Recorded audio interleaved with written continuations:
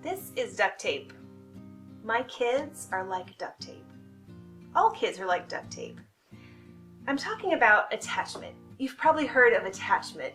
It is the deep and enduring connection formed by a child and his or her caregiver in the early stages of life. What we know now about this attachment between children and their parents is that it is critically important in everybody's life. Growing up, you have to have attachment. Your attachment forms the basis of trust in your life. When you have healthy attachment with your parent, that child is able to grow knowing that they're safe, knowing that they can trust, and being able to regulate their emotions. In fact, attachment forms the foundation of every other human relationship you will ever have. It's that important. But what happens when that attachment is broken? If I took this duct tape, took a strip of it, and stuck it on your arm, and then I ripped it off, you wouldn't be very happy with me. Because duct tape is made to stick to one place. And so are kids. They're made to stick with their caregiver for their entire childhood. Well, what if I took that piece of duct tape, the same strip, and stuck it on somebody else's arm? And then somebody else, and then somebody else. How long would it take before that duct tape stopped hurting? It stops hurting because it stops attaching. And that's what happens to kids. My kids, before they were my kids, they were born into a birth home where there was a lot of chaos. And my girls tried to attach as best as they could, I'm sure they did, in their birth home. But when they were ages 1 and 2, they were removed from the care of their birth family and placed in foster care. What followed was a series of 7 different foster homes in 2 years. 7 different families where they would start to attach and then be removed.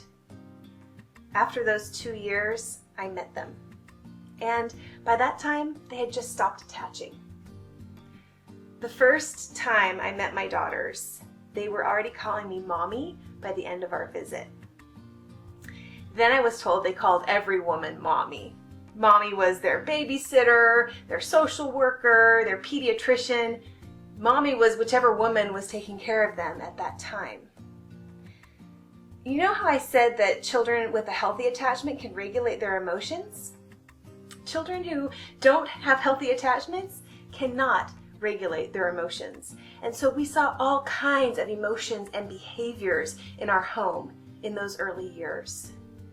I'll never forget, about a year in, my daughter at age 5 was screaming in a tantrum in her room, "Die, Mommy, die!"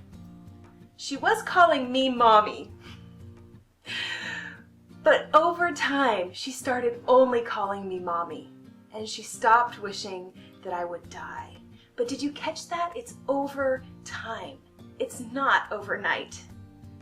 When you choose to adopt a child who's been hurt, it is not the same as parenting a child who was born to you.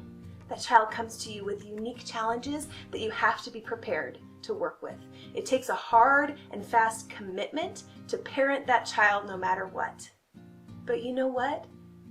I'm here to tell you that there's a difference between children and duct tape.